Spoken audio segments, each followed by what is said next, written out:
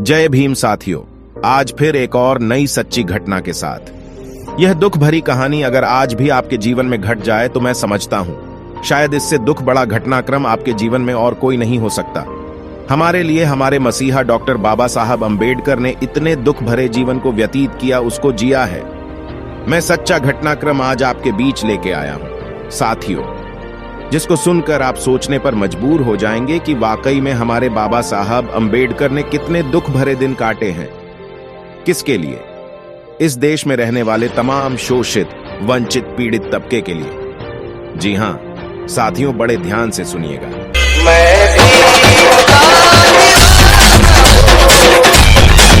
अगर ये बाबा साहब की सच्ची कहानी पूरी सुन लेते हैं तो आप समझ पाएंगे कि बाबा साहब ने हमारे लिए बहुत कुछ नहीं बल्कि बहुत ज्यादा कुछ किया है। जो कहानी मैं आपके बीच लेके आ रहा हूं, ये कहानी उस समय की है। 26 नवंबर 1949 की शाम, जब बाबा साहब अंबेडकर अपने घर पर बड़े आराम से बैठे हुए थे।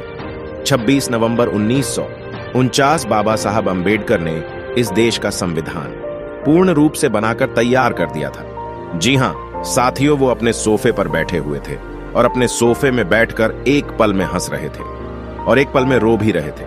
और इसी दौरान उनके साथ शंकरानंद शास्त्री जी बैठे हुए थे। शंकरानंद शास्त्री बाबा साहब की हालत न्याय व्यवस्था लागू कर दी है। अब मैं निश्चिंत हो गया हूं, आज मेरा यह सपना पूरा हो गया है। लेकिन इस संघर्ष को, इस सपने को पूरा करते करते मैंने तमाम जो कठिनाइयां महसूस की हैं, उन कठिनाइयों को याद करके रो रहा था। एक समय वो था शास्त्री जी कि मेरा छोटा बेटा गंगाधर। बड़े ध्यान से सुनिएगा साथियों, मैं आपको क्या बताना चाहता हूँ। ये बात सच्ची घटना में, ये कहानी नहीं है। ये एक सच्चा घटनाक्रम है जो हमारे मसीहा डॉक्टर बाबा साहब अंबेडकर ने अपने जीवन में जिया। आप सोचिएगा, बड़े नकारा और निकम्मे हो चुके हैं आप अपने समाज को खाई में धकेलते जा रहे हैं। मैं शायद बताकर आपके दिमाग को खोलना चाहता हूँ कि बाबा साहब अंबेडकर ने आपको जो कुछ दिया वह महज ऐसे यूं ही नहीं मिल गया आसानी से। बाबा साहब अंबेडकर ने बताया कि शास्त्री जी, मेरा छोटा बेटा गंगाधर, जो अभी हल्का फुल्का बोलना सीख रहा था, जिससे मेरे घर में किलकारियां गूंजनी शुरू हुई थी, जिसने मुंह से थोड़े बहुत शब्द निकालने शुरू किए थे। एक समय ऐसा आया कि शास्त्री जी, उसको बुखार हो गया और मैं उस समय संघर्ष कर रहा था। मेरे पास इतना भी समय नहीं था मैं अपने बच्चे की दवाई ले आऊं। गंगाधर को लेकर मेरे बहुत सारे सपने थे। उसे इस देश का शासक बनाना चाहता था। मैं उसे इस देश का राजा बनाना चाहता था। जो मैंने संघर्ष किया, मैं अपने संघर्ष को, क्योंकि मेरी तो उम्र हो चुकी है, लेकिन मैं उसको आजादी में देखता चाहता था। मैं उसको बहुत कामयाब इंसान बनाना चाहता था। लेकिन एक समय वो भी आया। शास्त्री जी, मेरी राजनीति की बीमारी दिन पर दिन बढ़ती चली गई। उसकी तबीयत दिन पर दिन खराब होती चली गई। बाबा साहब अंबेडकर कहते हैं, शास्त्री जी, उस समय मेरे पास पैसे नहीं थे। मेरे बेटे को उस समय दवा दिलाने तक के पैसे नहीं थे। मैं इतना मजबूर बाप था। पर दोस्तों, आज के लोग इस बात को क्या समझेंगे? बाबा साहब आगे कहते हैं, शास्त्री जी, मेरे पास पैसे थे, पर लेकिन मैं इतना निकम्मा था कि मुझे अपनी औलाद पर पैसे लगाने के लिए पैसे नहीं थे। मेरे पास जो पैसे थे, मैंने रखे थे कि मैं अपनी पढ़ाई कर सकूं और इस देश में जो शोषित, वंचित तबका है, उनके लिए कुछ कर सकूं। क्योंकि अगर मैं पढ़ नहीं पाऊंगा तो नीचे तबके के लिए कुछ कर नहीं पाऊंगा। शास्त्री जी और मेरे छोटे बेटे गंगाधर की बीमारी दिन पर दिन बढ़ती गई और एक समय ऐसा आया कि उसको गले से लगा के रोने के अलावा मेरे पास कुछ भी नहीं था। मेरे बेटे की बीमारी दिन ब दिन बढ़ती चली गई और बीमारी इतनी बढ़ती चली गई कि एक समय आके मैं उसको अपने गले से लगाकर बैठा हुआ था और उसकी कब मृत्यु हो गई मुझे पता भी नहीं लगा। शास्त्री जी, वो दर्द, वो तकलीफ मैं आज महसूस कर रहा हूं। और जब थोड़ा समय बीता तो जब लोग इकट्ठा हो गए तो लोगों ने मुझसे बोला कि बाबा साहब, आपके बेटे गंगाधर का दाह संस्कार करना है, नए कपड़े लाने के लिए पैसे दे दीजिए, उसके नए कपड़े लाने हैं। अब आप सोचिए, शास्त्री जी की जिस बाप के पास अपने बच्चे की दवाई गोली के लिए पैसे नहीं थे, मैं उसको नए कपड़े के लिए पैसे कैसे लाके दे दूं? आगे बाबा साहब ने कहा, लोग बहुत सारे इकट्ठा थे। मैं बहुत रोया शास्त्री जी। शायद मैं अपने संघर्ष के बीच में कभी इतना रोया होगा। मैं उस दिन बहुत रोया। लेकिन मेरी रमा को यह बात पता थी, मेरी बीवी जिसने मेरे साथ बहुत संघर्ष किया, उसको ये बात पता थी कि मेरे साहब के पास पैसे हैं। और मेरी रमा ने मेरे पास आकर अपनी साड़ी का पल्लू फाड़कर गंगाधर को उठाया जब उसका दाह संस्कार किया गया। शास्त्री जी, मैं विदेश में पढ़ाई पढ़ रहा था और मेरी रमा लोगों के घर का काम करती थी। उसके पास अच्छे कपड़े नहीं थे पहनने को, घर में अच्छा खाने को नहीं था, अच्छा बिस्तर सोने को नहीं था। शास्त्री जी, लेकिन मैं विदेश में कोलंबिया यूनिवर्सिटी में पढ़ाई कर रहा था। मेरी रमा भी मुझे छोड़कर चली गई। मैं उसको वो कुछ नहीं दे पाया जो मैं उसे देना चाहता था। उस समय जब मेरे बेटे की मृत्यु हुई तो लाश घर में पड़ी हुई थी। मैं उसका संस्कार तक नहीं कर पाया और मैं उसको लांघ कर गोलमेज सम्मेलन के लिए जा रहा था। मुझे लोगों ने रोका। ये तेरा बेटा घर में पड़ा है और तुझे राजनीति की पड़ी है और तू कोट पहनकर कहां जा रहा है?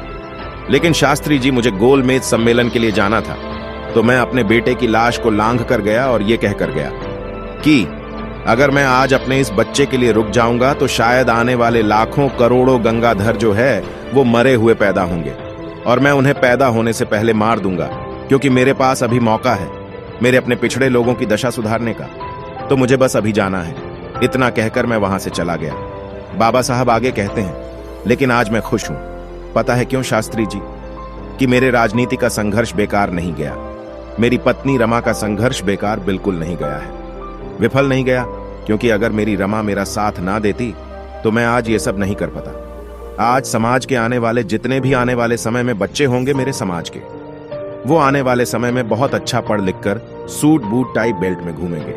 मेरा कोई भी आने वाला गंगाधर जिनको संविधान की वजह से बहुत सारी चीजें नसीब होंगी, अच्छे पढ़ेंगे लिखेंगे, अच्छी नौकरियों पर रहेंगे, शायद आने वाला कोई भी व्यक्ति बीमारी में बिना दवाई के नहीं मरेगा, बिना दवा के नहीं मरेगा। शायद कोई भी अभागा हमारे बहुजन समाज का बाप ऐसा नहीं होगा।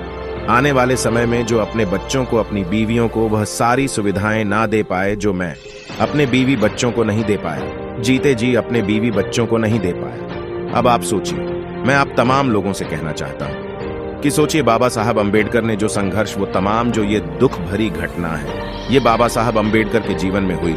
उन्होंने ये सब किसके लिए किया? आप नकारा और निकम्मे लोगों के लिए जो आप अंबेडकर के संघर्ष को भूल चुके हैं। बार बार ये बताने की जरूरत क्यों पड़ती है कि बाबा साहब अंबेडकर ने आप लोगों के लिए कितना संघर्ष किया?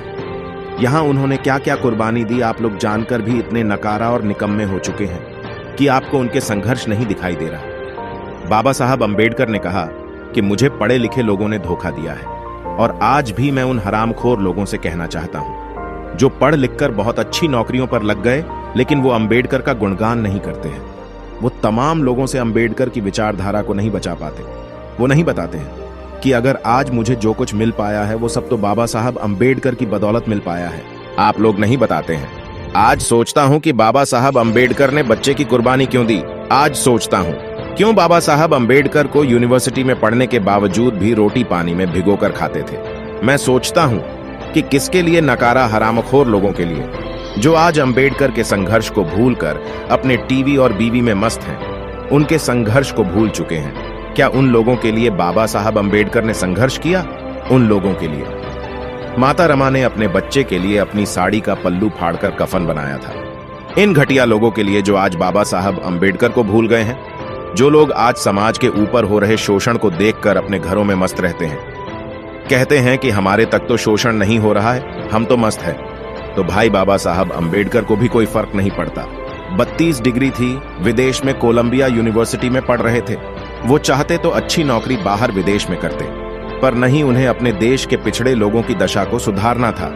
अपने बच्चों को वहां रखते जैसे आज आप सिर्फ अपने बच्चों के लिए सोचते हैं। बाबा साहब अंबेडकर का बच्चा घर में मरा हुआ पड़ा था। उनके पास पैसे थे, वो तो इलाज करवा सकते थे। अगर आपके बच्चे के पेट में दर्द भी हो जाए तो आप बड़े बड़े हॉस्पिटलों में लेकर भागते हैं। एक दर्द आप अपने बच्चे का महसूस नहीं करते। और बाबा साहब अंबेडकर ने हमारे लिए अपनी 4 संतानों की कुर्बानी दी है। मैं निवेदन करता हूं, यह समय है, आप सबकी हिस्सेदारी और भागीदारी की जरूरत है। भागिए मत। बाबा साहब के संघर्ष को, उनके परिश्रम को घर घर तक पहुंचाएं। उम्मीद करता हूं कि मेरे द्वारा दी गई है जानकारी आप बहुत लोगों तक पहुंचाएंगे, और जो बाबा साहब अंबेडकर ने जो संघर्ष आप तमाम लोगों के लिए किया है, वो सब लोगों तक पहुंचाएंगे। आज मेरे पास जो कुछ भी है, और आज बहुजन समाज के पास जो कुछ भी है, वो प्रॉपर्टी आपकी नहीं है। आपके घर में अगर 4 की 10 गाड़ियां हैं तो वो भी आपकी नहीं है। आपकी बीवी अगर अच्छे कपड़े पहन रही है तो ये आपके पैसे की भी देन नहीं है। आपकी कमाई की वो दे, वो प्रॉपर्टी, वो सारी चीजें हैं, वो सुख सुविधा है, वो सब अंबेडकर की देन है, आपकी देन नहीं है। मैं हरामखोर उन लोगों को बोल रहा हूं जो बाबा साहब अंबेडकर की वजह से, उनके आरक्षण की वजह से सब कुछ लेकर बैठे हैं, लेकिन उनके गुणगान करने में हरामखोरों को दिक्कत होती है। निवेदन और रिक्वेस्ट है, बाबा साहब अंबेडकर को मत भूलिए, आपके लिए बहुत संघर्ष किया है। जय भीम, जय भारत, जय। दोस्तों, आज की वीडियो में बस इतना ही। इस चैनल पर मैं सिर्फ बाबा साहेब के जीवन से जुड़ी छोटी बड़ी सभी जानकारी लेकर आता रहता हूं।